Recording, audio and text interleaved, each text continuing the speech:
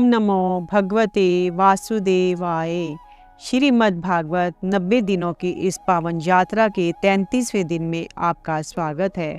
आज हम पढ़ेंगे 7वां स्कंद 8वें अध्याय से 9वें अध्याय तक, जिसमें नरसिंह भगवान का प्रादुर्भाव, हिरण्यकश्यप का वध तथा देवताओं और प्रहलाद द्वारा नरसिंह भगवान की स्तुति वर्णित है।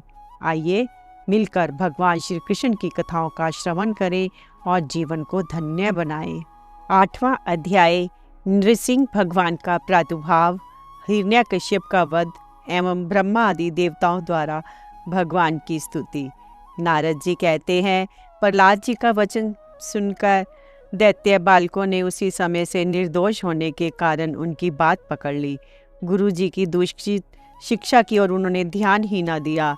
जब गुरु जी ने देखा कि उन सभी विद्यार्थियों की बुद्धि एकमात्र भगवान में स्थिर हो रही है, तब वे बहुत घबराए और तुरंत हिरण्यकश्यप के पास जाकर निवेदन किया कि अपने पुत्र प्रहलाद की इस असह और अप्रिय अनीति को सुनकर क्रोध के मारे उसका शरीर थर थर कांपने लगा। अंत में उसने यही निश्चय किया कि प्रहलाद को अब अपने ही हाथ से मार डालना चाहिए। मन और इंद्रियों को वश में रखने वाले प्रहलाद जी बड़ी नम्रता से हाथ जोड़कर चुपचाप हिरण्यकश्यप के सामने खड़े थे और तिरस्कार के सर्वथा अयोग्य थे। परंतु हिरण्यकश्यप स्वभाव से ही क्रूर था। वह पैर की चोट खाए हुए सांप की तरह फुफकारने लगा। उसने उनकी ओर पाप भरी टेढ़ी नज़र से देखा और कठोर वाणी से डांटते हुए कहा, मूर्ख, तू बड़ा उद्दंड हो गया है। स्वयं तो नीच है ही, अब हमारे कुल के और बालकों को भी फोड़ना चाहता है। तूने बड़ी ढिठाई से मेरी आज्ञा का उल्लंघन किया है। आज ही तुझे यमराज के घर भेजकर इसका फल चखाता हूँ। मैं तनिक सा क्रोध करता हूँ तो तीनों लोक और उनके लोकपाल कांप उठते हैं। फिर मूर्ख, तूने किसके बलबूते पर निडर की तरह मेरी आज्ञा के विरुद्ध काम किया है? प्रहलाद जी ने कहा, दैत्यराज, ब्रह्मा से लेकर तिनके तक सब बड़े छोटे चर अचर जीवों को भगवान ने ही अपने वश में कर रखा है। ना केवल मेरे और आपके, बल्कि संसार के समस्त बलवानों के बल भी केवल वही हैं। वे ही महापराक्रमी सर्वशक्तिमान प्रभु काल हैं तथा समस्त प्राणियों के इंद्रिय बल, मनोबल, देह बल, धैर्य एवं इंद्रियां भी वही हैं। वहीं परमेश्वर अपनी शक्तियों के द्वारा इस विश्व की रचना, रक्षा और संहार करते हैं। वे ही तीनों गुणों के स्वामी हैं। आप अपना ये आसुर भाव छोड़ दीजिए। अपने मन को सभी के प्रति समान बनाइए। इस संसार में अपने वश में ना रहने वाले कुमारगामी मन के अतिरिक्त और कोई शत्रु नहीं है। मन में सबके प्रति समता का भाव लाना ही भगवान की सबसे बड़ी पूजा है। जो लोग अपना सर्वस्व लूटने वाले इन 6 इंद्रिय रूपी डाकुओं पर तो पहले विजय नहीं प्राप्त करते, ऐसा मानने लगते हैं कि हमने 10 दिशाएं जीत ली, वे मूर्ख हैं। हाँ, जिस ज्ञानी एवं जितेंद्रिय महात्मा ने समस्त प्राणियों के प्रति समता का भाव प्राप्त कर लिया, उसके अज्ञान से पैदा होने वाले काम, क्रोध आदि शत्रु भी मर मिट जाते हैं। फिर बाहर के शत्रु तो रहे ही कैसे? हिरण्यकश्यप ने कहा, रे मंद बुद्धि, तेरे बहकने की भी अब हद हो गई है। ये बात स्पष्ट है कि अब तू मरना चाहता है, क्योंकि जो मरना चाहते हैं वे ही ऐसी बेसिर पैर की बातें बका करते हैं। अभागे, तूने मेरे सिवा जो और किसी को जगत का स्वामी बतलाया है, सो देखूं तो तेरा वह जगदीश्वर कहाँ है? अच्छा,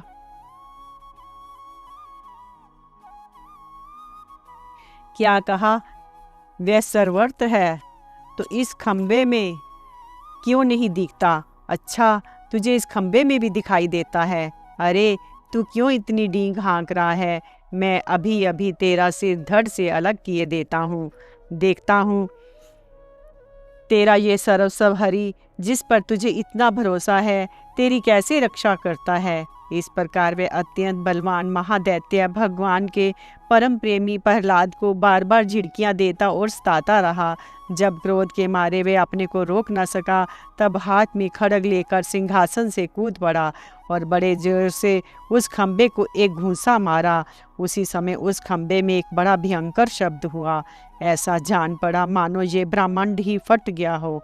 वह ध्वनि जब लोकपालों के लोक में पहुंची, तब उसे सुनकर ब्रह्मा आदि को ऐसा जान पड़ा मानो उनके लोकों का प्रलय हो रहा हो।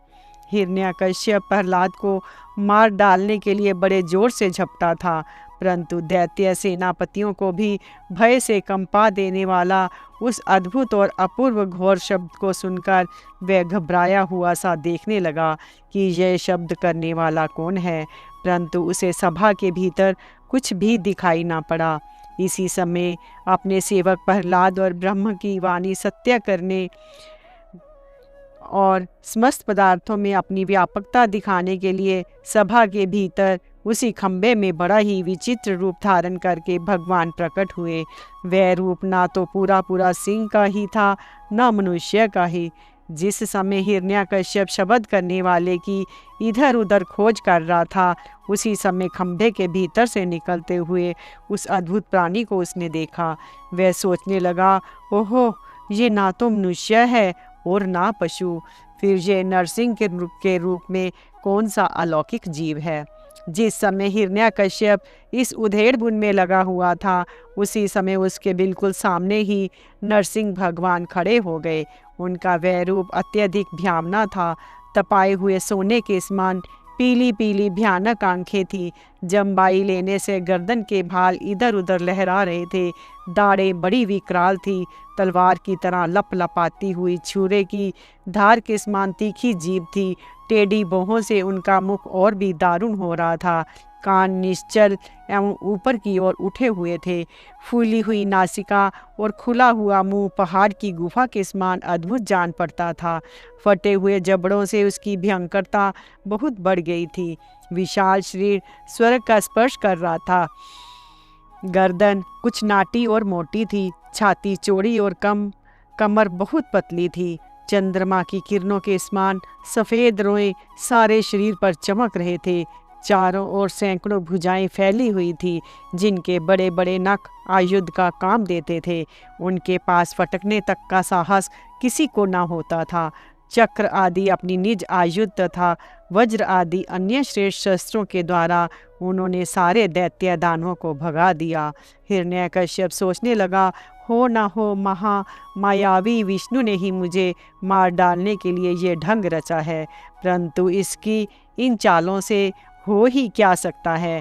इस प्रकार कहता और सिंहनाद करता हुआ दैत्यराज हिरण्यकश्यप हाथ में गदा लेकर नरसिंह भगवान पर टूट पड़ा, परंतु जैसे पतंगा आग में गिरकर अदृश्य हो जाता है, वैसे ही वह दैत्य भगवान के तेज के भीतर जाकर लापता हो गया।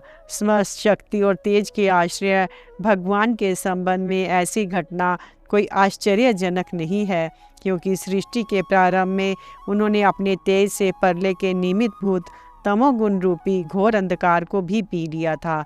तदंतर वह दैत्य बड़े क्रोध से लपका और अपनी गदा को बड़े जोर से घुमाकर उसने नरसिंह भगवान पर प्रहार किया। प्रहार करते समय ही जैसे गरुड़ सांप को पकड़ लेते हैं, वैसे ही भगवान ने गदा सहित उस दैत्य को पकड़ लिया। वे जब उसके साथ खिलवाड़ करने लगे, तब वह दैत्य उनके हाथ से वैसे ही निकल गया जैसे क्रीड़ा करते गरुड़ के चंगुल से सांप छूट जाए। युधिष्ठिर उस समय सबके सब लोकपाल बादलों में छिपकर इस युद्ध को देख रहे थे। उनका स्वर्ग तो हिरण्यकश्यप ने पहले ही छीन लिया था। जब उन्होंने देखा कि वह भगवान के हाथ से छूट गया, तब वे और भी डर गए। हिरण्यकश्यप ने यही समझा कि नरसिंह ने मेरे बलवीर्य से डरकर ही मुझे अपने हाथ से छोड़ दिया है। इस विचार से उसकी थकान जाती रही और वह युद्ध के लिए ढाल तलवार लेकर फिर उनकी ओर दौड़ पड़ा। उस समय वह बाज की तरह बड़े वेग से ऊपर नीचे उछल कूद कर इस प्रकार ढाल तलवार के पैंतरे बदलने लगा, जिससे उस पर आक्रमण करने का अवसर ही ना मिले।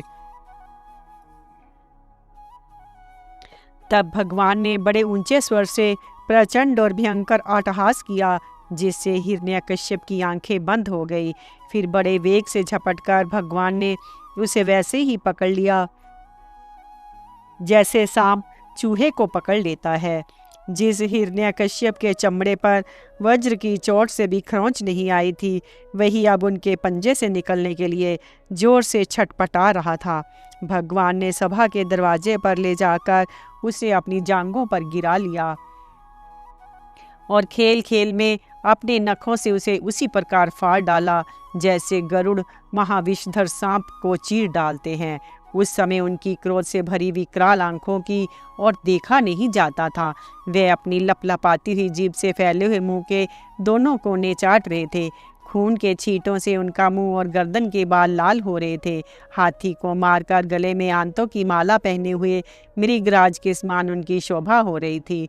उन्होंने अपने तीखे नखों से हिरण्यकश्यप का कलेजा फाड़कर उसे जमीन पर पटक दिया। उस समय हजारों दैत्य दानव हाथों में शस्त्र लेकर भगवान पर प्रहार करने के लिए आए, पर भगवान ने अपनी भुजा रूपी सेना से, लातों से और नख रूपी शस्त्रों से चारों ओर खदेड़ खदेड़ कर उन्हें मार डाला। युधिष्ठिर, उस समय भगवान नरसिंह के गर्दन के बालों की फटकार से बादल तीतर बीतर होने लगे।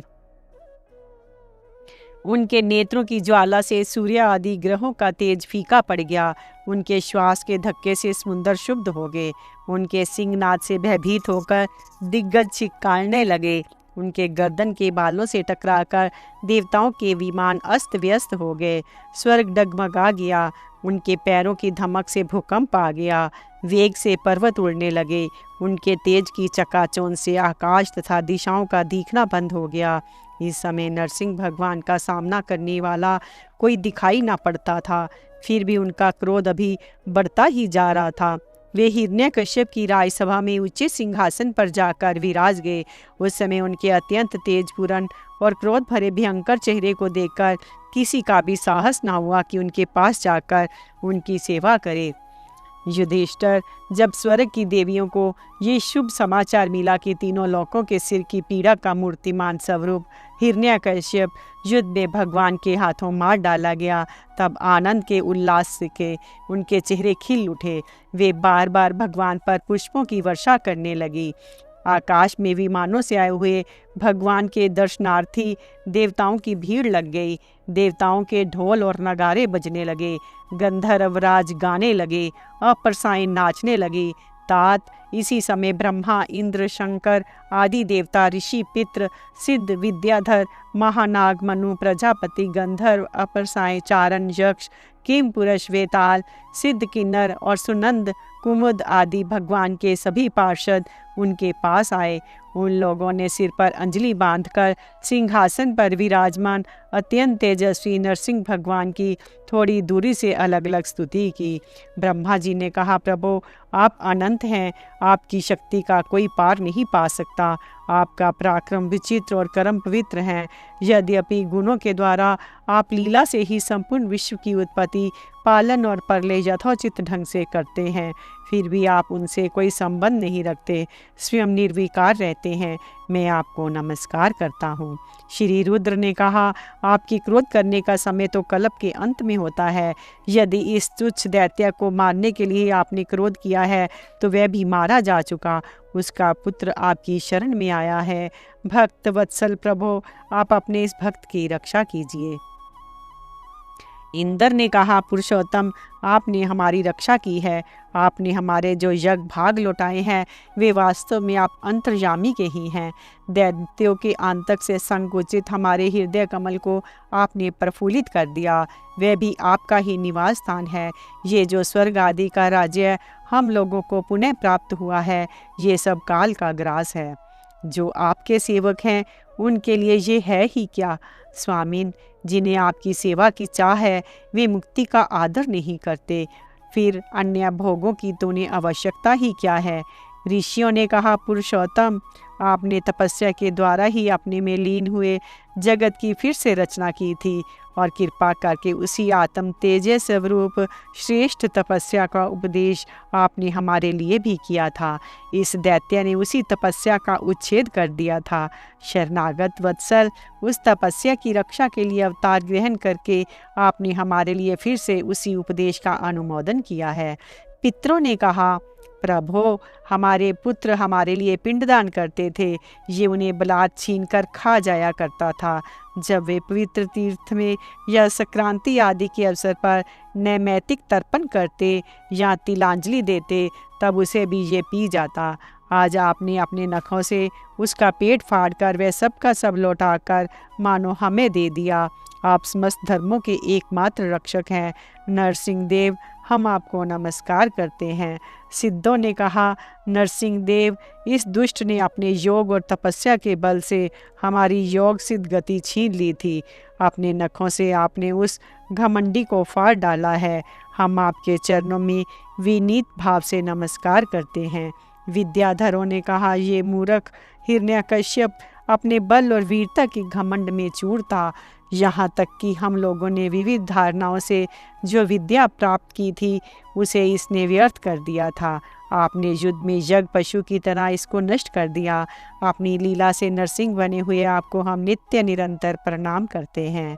नागों ने कहा, इस पापी ने हमारी मनियों और हमारी श्रेष्ठ और सुंदर स्त्रियों को भी छीन लिया था।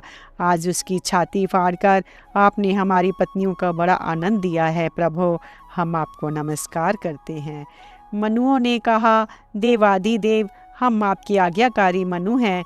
इस दैत्य ने हम लोगों की धर्म मर्यादा भंग कर दी थी।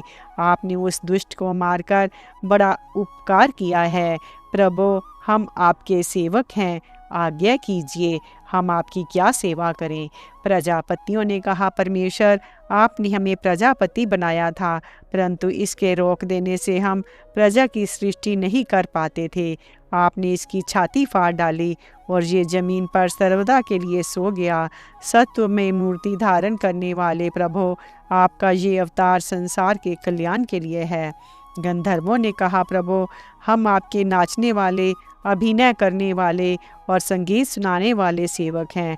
इस दैत्य ने अपने बल, वीर्य और पराक्रम से हमें अपना गुलाम बना रखा था। उसे आपने इस दशा को पहुंचा दिया। सच है, कुमार्ग से चलने वाले का भी क्या कभी कल्याण हो सकता है। चारणों ने कहा, प्रभु, आपने सज्जनों के हृदय को पीड़ा पहुंचाने वाले इस दुष्ट को समाप्त कर दिया। इसलिए हम आपके उन चरण कमलों की शरण में हैं, जिनके प्राप्त होते ही जन्म मृत्यु रूप संसार चक्र से छुटकारा मिल जाता है। यक्षों ने कहा, भगवान, अपने श्रेष्ठ कर्मों के कारण हम लोग आपके सेवकों में प्रधान गिने जाते थे, परंतु हिरण्यकश्यप ने हमें अपनी पालकी ढोने वाला कहार बना लिया। प्रकृति के नियामक परमात्मा, इसके कारण होने वाले आपने निज जनों के कष्ट जानकर ही आपने इसे मार डाला है। किम पुरुषों ने कहा, हम लोग अत्यंत तुच्छ किम पुरुष हैं और आप सर्वशक्तिमान महापुरुष हैं।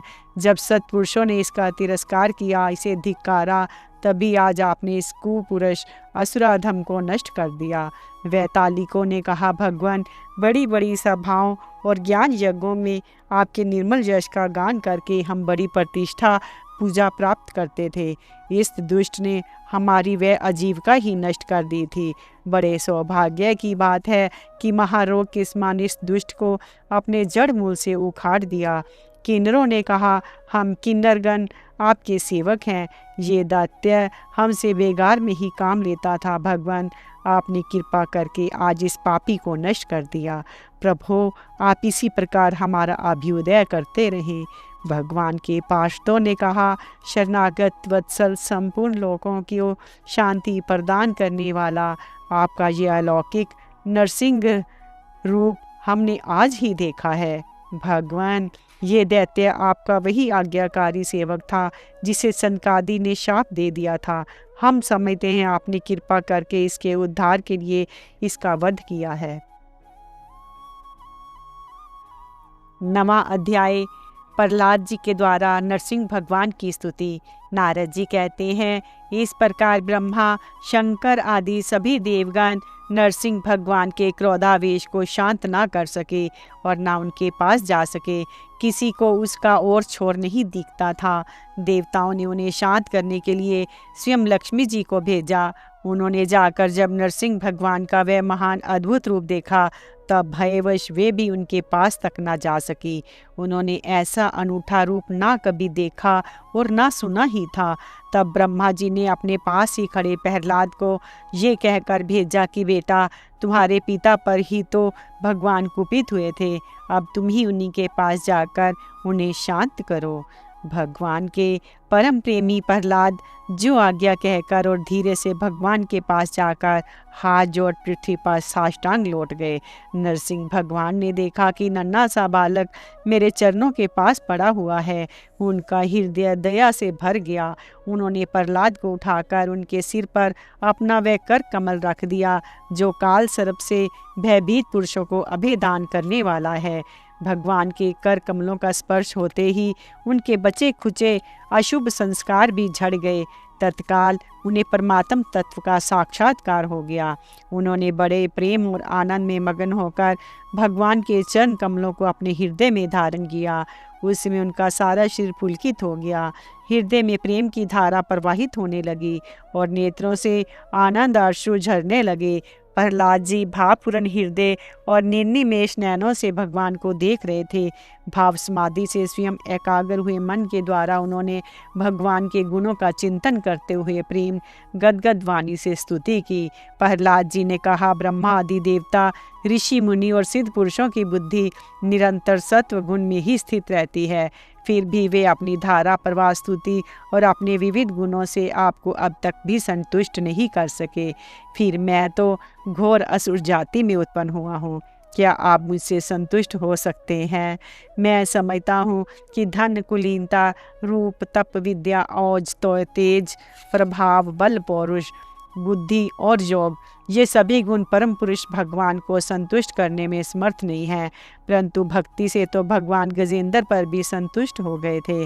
मेरी समझ से इन 12 गुणों से युक्त ब्राह्मण भी यदि भगवान कमल नाभ के चरण कमलों से विमुख हो तो उससे वह चंडाल श्रेष्ठ है, जिसने अपने मन, वचन, कर्म, धन और प्राण भगवान के चरणों में समर्पित कर रखे हैं, क्योंकि वह चंडाल तो अपने कुल तक की पवित्र कर देता है और बड़प्पन का अभिमान रखने वाला वह ब्राह्मण अपने को भी पवित्र नहीं कर सकता।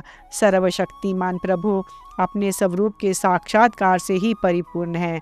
उन्हें अपने लिए शूद्र पुरुषों से पूजा ग्रहण करने की आवश्यकता नहीं। वे करुणावशी भोले भक्तों के हित के लिए उनके द्वारा की हुई पूजा स्वीकार कर लेते हैं। जैसे अपने मुख का सौंदर्य दर्पण में दिखने वाले प्रतिबिंब को भी सुंदर बना देता है, वैसे ही भक्त भगवान के प्रति जो जो सम्मान प्रकट करता है वह उसे ही प्राप्त होता है।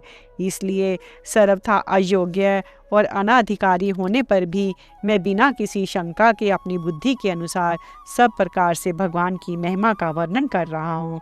इस महिमा के गान का ही ऐसा प्रभाव है कि अविद्या व संसार चक्र में पड़ा हुआ जीव तत्काल पवित्र हो जाता है। भगवान, आप सत्व गुण के आश्रय हैं। ये ब्रह्मा आदि सभी देवता आपके आज्ञाकारी भक्त हैं। ये हम दैत्यों की तरह आपसे द्वेष नहीं करते।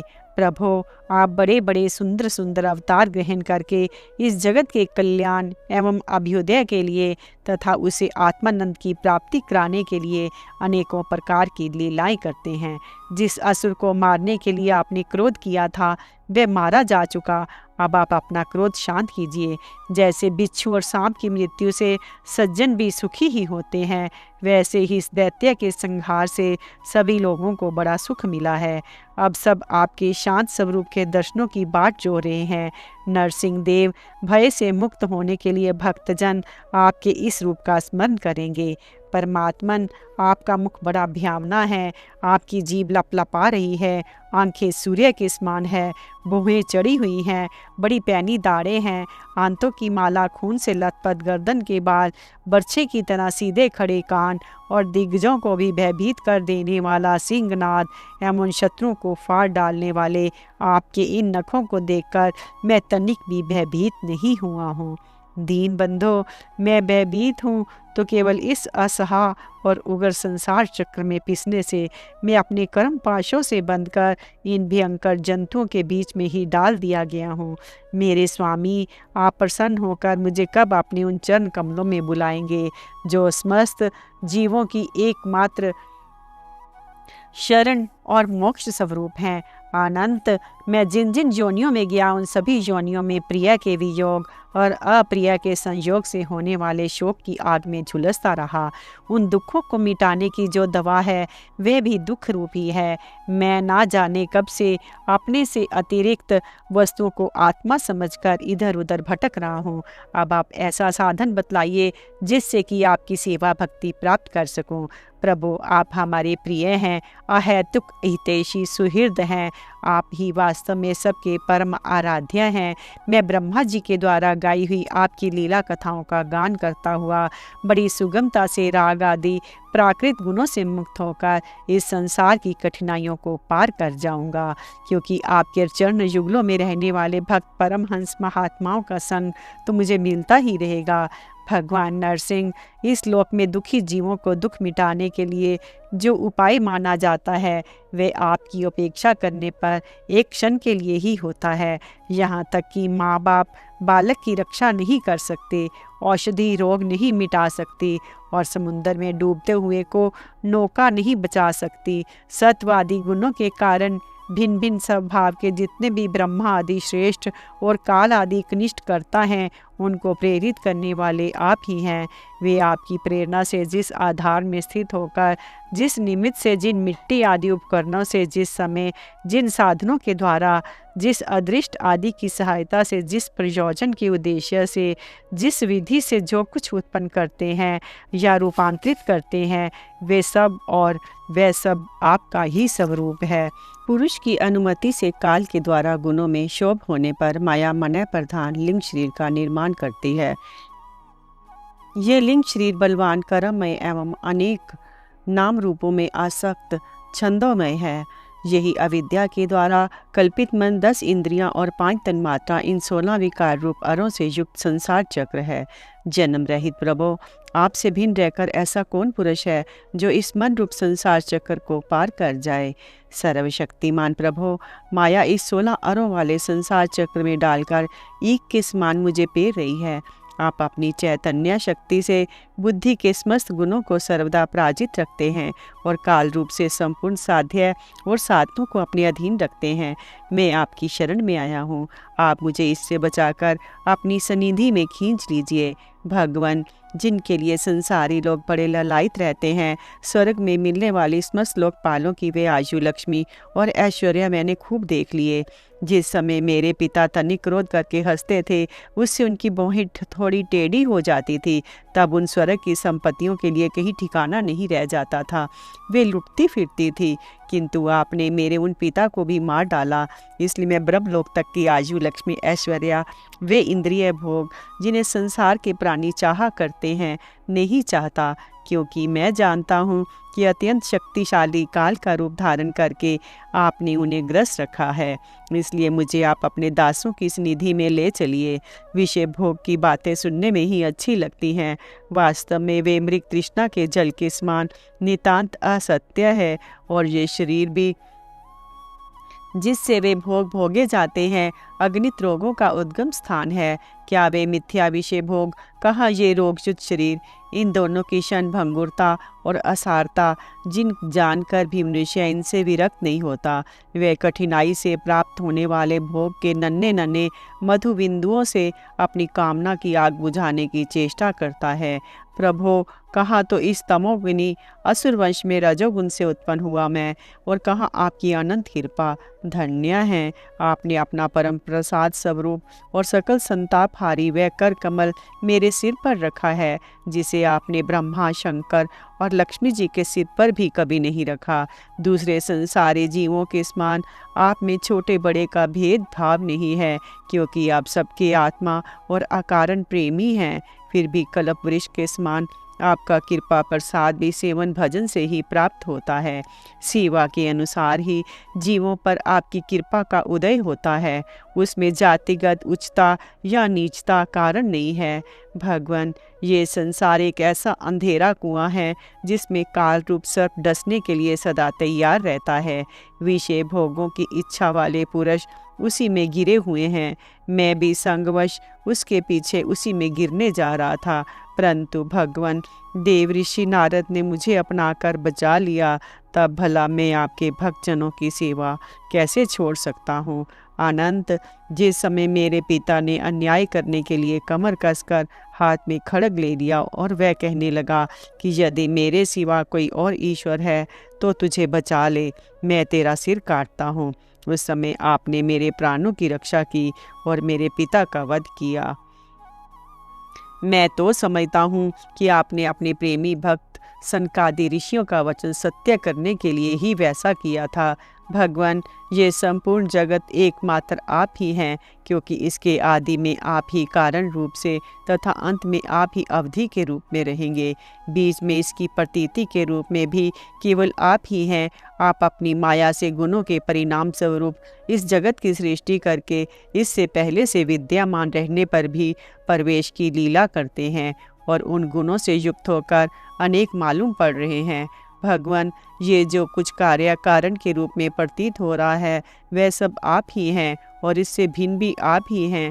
अपने प्राय का भेदभाव तो अर्थहीन शब्दों की माया है, क्योंकि जिससे जिसका जन्म, स्थिति, लय और प्रकाश होता है वह उसका स्वरूप ही होता है। जैसे बीज और वृक्ष कारण और कार्य की दृष्टि से भिन्न भिन्न हैं, तो भी गंध तन मात्र की दृष्टि से दोनों एक ही हैं। भगवान, आप इस संपूर्ण विश्व को स्वयं ही अपने में समेटकर आत्म सुख का अनुभव करते हुए निष्क्रिय होकर प्रलयकालीन जल में शयन करते हैं। उस समय अपने स्वयं सिद्ध योग के द्वारा ब्रह्म दृष्टि को बंद कर आप अपने स्वरूप के प्रकाश में निद्रा को विलीन कर लेते हैं और तुरीय ब्रह्म पद में स्थित रहते हैं। उस समय आप ना तो तमोगुण से ही युक्त होते हैं, ना तो विषयों को ही स्वीकार करते हैं। आप अपनी काल शक्ति से प्रकृति के गुणों को प्रेरित करते हैं, इसलिए ये ब्रह्मांड आपके ही शरीर है। पहले ये आप में ही लीन था। जब प्रलयकालीन जल के भीतर शेष शैया पर शयन करने वाले आपने योग निद्रा की समाधि त्याग दी, तब वट के बीज से विशाल वृक्ष के समान आपकी नाभि से ब्रह्मांड कमल उत्पन्न हुआ। उस पर सूक्ष्मदर्शी ब्रह्मा जी प्रकट हुए। जब उन्हें कमल के सिवा और कुछ भी दिखाई न पड़ा, तब अपने में बीज रूप से व्याप्त आपको वे ना जान सके और आपको अपने से बाहर समझकर जल के भीतर घुसकर 100 वर्ष तक ढूंढते रहे, परंतु वहाँ उन्हें कुछ नहीं मिला। ये ठीक ही है, क्योंकि अंकुर उगाने पर उसमें व्याप्त बीज को कोई बाहर अलग कैसे देख सकता है। ब्रह्मा को बड़ा आश्चर्य हुआ। वे हार कर कमल पर बैठ गए। बहुत समय बीतने पर तीव्र तपस्या करने से जब उनका हृदय शुद्ध हो गया, तब उन्हें भूत, इंद्रियां और अंतःकरण रूप अपने शरीर में ही ओतप्रोत से स्थित आपके सूक्ष्म रूप का साक्षात्कार हुआ। ठीक वैसे ही जैसे पृथ्वी व्याप्त उसका अति सूक्ष्म तन मात्रा गंध का होता है। विराट पुरुष सहस्त्रों मुख, चरण, सिर, हाथ, जंगा, नासिका, मुख, कान, नेत्र, आभूषण और आयुधों से संपन्न था। 14 लोक उसके विभिन्न अंगों के रूप में शोभायमान थे। वह भगवान की एक लीलामयी मूर्ति थी। उसे देखकर ब्रह्मा जी को बड़ा आनंद हुआ। रजोगुण और तमोगुण रूप मधु और कैटब नाम के 2 बड़े बलवान दैत्य थे। जब वे वेदों को चुरा कर ले गए, तब अपने हयग्रीव अवतार ग्रहण किया और उन दोनों को मारकर सत्वगुण रूप श्रुतियाँ ब्रह्मा जी को लौटा दी। वह सत्वगुण ही आपका अत्यंत प्रिय शरीर है। महात्मा लोग इस प्रकार वर्णन करते हैं। पुरुषोत्तम, इस प्रकार आप मनुष्य, पशु, पक्षी, ऋषि, देवता और मत्स्य आदि अवतार लेकर लोगों का पालन तथा विश्व के द्रोहियों का संहार करते हैं। इन अवतारों के द्वारा आप प्रत्येक युग में उसके धर्मों की रक्षा करते हैं। कल युग में आप छिपकर गुप्त रूप से ही रहते हैं, इसलिए आपका नाम त्रियुग भी है। वैकुंठनाथ, मेरे मन की बड़ी दुर्दशा है। वह पाप वासनाओं से तो कुलसित है ही, स्वयं भी अत्यंत दुष्ट है। वह प्रायः ही कामनाओं के कारण आतुर रहता है और हर्ष, शोक, भय एवं लोक परलोक, धन, पत्नी, पुत्र आदि की चिंताओं से व्याकुल रहता है। इसे आपकी लीला कथाओं में तो रस ही नहीं मिलता। इसके मारे मैं दीन हो रहा हूँ। ऐसे मन में आपके स्वरूप का चिंतन कैसे करूं? अच्युत, ये कभी ना अघाने वाली जीभ मुझे स्वादिष्ट रसों की ओर खींचती रहती है। जननेंद्रियां सुंदरी स्त्री की ओर, त्वचा सुकोमल स्पर्श की ओर, पेट भोजन की ओर, कान मधुर संगीत की और नासिका भीनी भीनी सुगंध की ओर, ये चपल नेत्र सौंदर्य की और मुझे खींचते रहते हैं। इनके सिवा कर्मेंद्रियां भी अपने अपने विषयों की ओर ले जाने का जोर लगाती ही रहती हैं।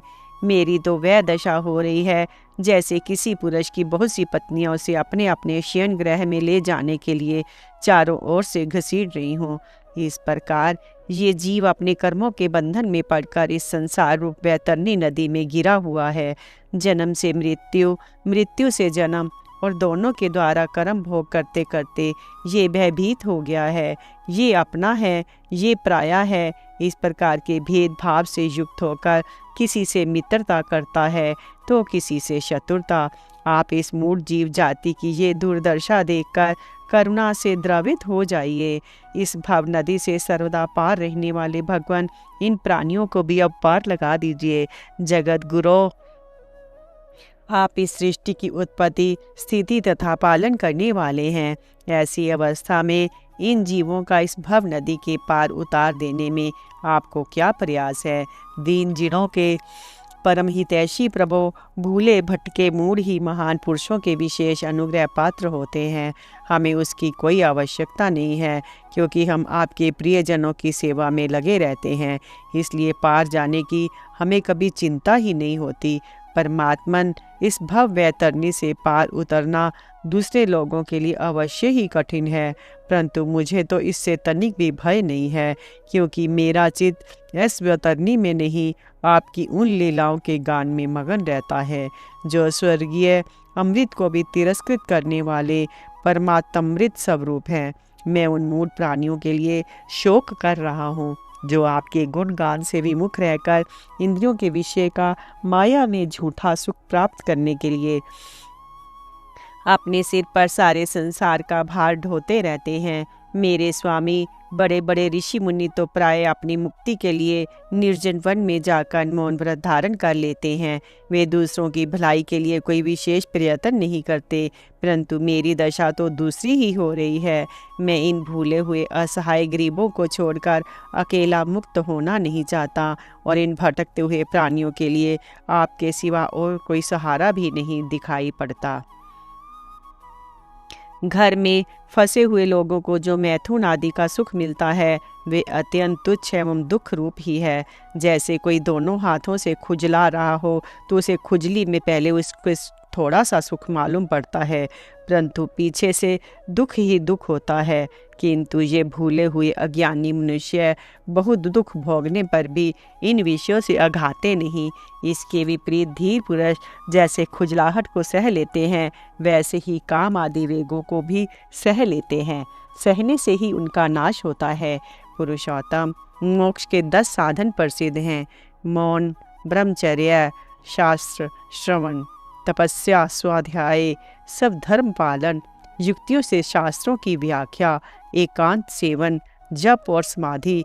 परंतु जिनकी इंद्रियां वश में नहीं हैं, उनके लिए ये सब जीविका के साधन व्यापार मात्र रह जाते हैं, और दंभियों के लिए तो जब तक उनकी पोल खुलती नहीं, तभी तक ये जीवन निर्वाह के साधन रहते हैं, और भंडाफोड़ हो जाने पर वह भी नहीं।